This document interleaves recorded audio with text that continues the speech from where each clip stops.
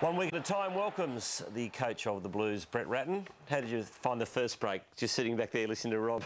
Yeah, I agreed with some things and not the others? Some of the others, yeah, maybe not so. Well, let's get our teeth into it. Firstly, Matthew Cruiser was the serious one.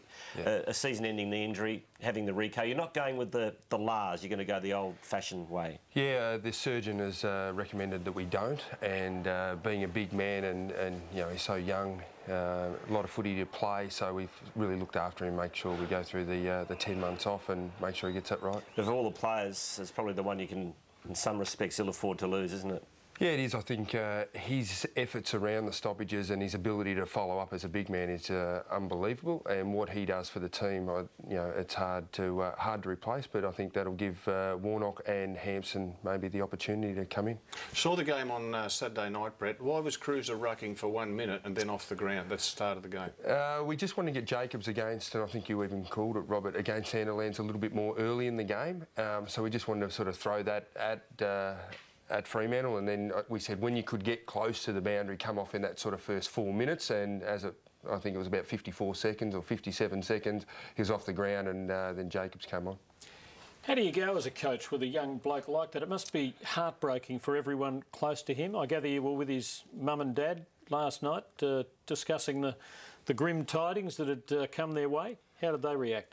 Yeah, sort of went round to the Cruisers yesterday afternoon for a couple of hours and had a chat to mum and dad, and fantastic family, and mum was really upset, and by the end of it, you know, you speak about some of the cases that have been out there before. Paul Salmon did a knee early in his career and played 370-odd games and was a champion of the game. So, you know, I think it'll help Matthew, and I suppose from an education point of, you know, looking as a forward and a ruckman, he might be able to combine more and go to some football. Matty Capuano is our ruck coach and development coach. He'll spend a bit more time with him, and he did a knee early in his career as well. It's interesting the things that coaches do, like spending 2 hours at one of his players' parents' place to discuss the situation. That's all those things that we take for granted, isn't it? Yeah, and it's heartbreaking, isn't it? Because, you know, obviously you know him far better than us, but, you know, the little we know of him, he's an outstanding young fella. Oh, if anyone is going to, you know, come back bigger and better, it's Matthew Cruiser. I think the way he goes about his rehab in other injuries that he's had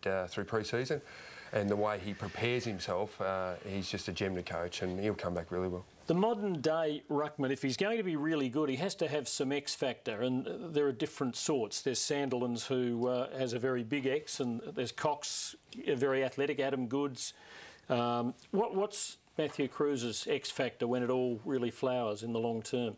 I think it's his ability to follow up and support his teammate. He plays like a ruck rover. He's in, burrowing in, head down, and he showed that he's like another midfielder, and I think it's really complemented our midfield as well. And to have him out will be a role for someone to try and fill, but I think there'll be more responsibility to the ground level players to make sure that they get in there, and maybe that first possession and clearances will be up to them. Are you okay with the Etihad service? It obviously had no bearing on the injury to Matthew Cruiser, but Chris Judd rolled the ankle, and there seems to be some talk that maybe that was a contributing factor.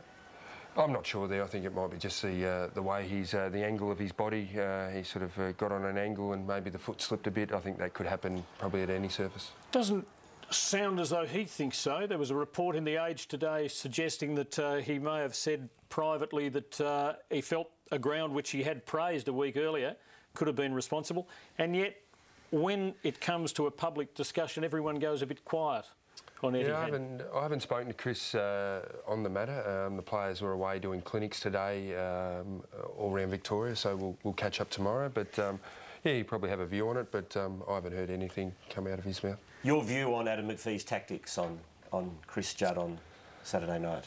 I think Adam had a role to do for his team, and he fulfilled that. You know, I suppose when the player turns his back on the play around stoppages, I think then there's a question mark on is he actually concentrating on the ball or the man, and I think sometimes if backmen do it, they get penalised, and I think that's something that'll probably get reviewed at the umpires' meeting, and yeah, might ring up and just ask what is the rule there. So you'll seek some clarification on maybe on that. When the player turns his back on the play, what's his intention? Yeah. But there are no rules about intention, are there? So I mean, does the rule need to be framed in another way so that it actually does take into account eye lines and whether a bloke's facing the ball or not? Well, that's what we need to get clarified, and I suppose from then our side is we could implement those tactics via our opposition as well. Did Chris express his displeasure to you during the game, and did you try and get a message to anyone to try and help him overcome the tag? I think across the board our midfield try and look after. I suppose when you isolate some of the incidences that were put in place, he didn't get a lot of support. The support's been pretty good through the season, but this was one week that probably fell away from a team point of view to assist our captain in the game. Have you got too many nice blokes? Are there players whose nature is such that they would relish the opportunity to try and do something about that sort of situation? Yeah, I think it's something the team need to grow on across the board. It's maybe a maturity thing. I suppose last week we got penalised a fair bit in the Kangaroos game in the first half about our players trying to put their imprint on the game, and I think we gave away some free kicks, and I did ride the players about the disciplinary side of it. I think it cost us 3 goals in that Kangaroos game. So, yeah, there's a real fine line and a balance between putting your imprint on the game and actually giving away free kicks.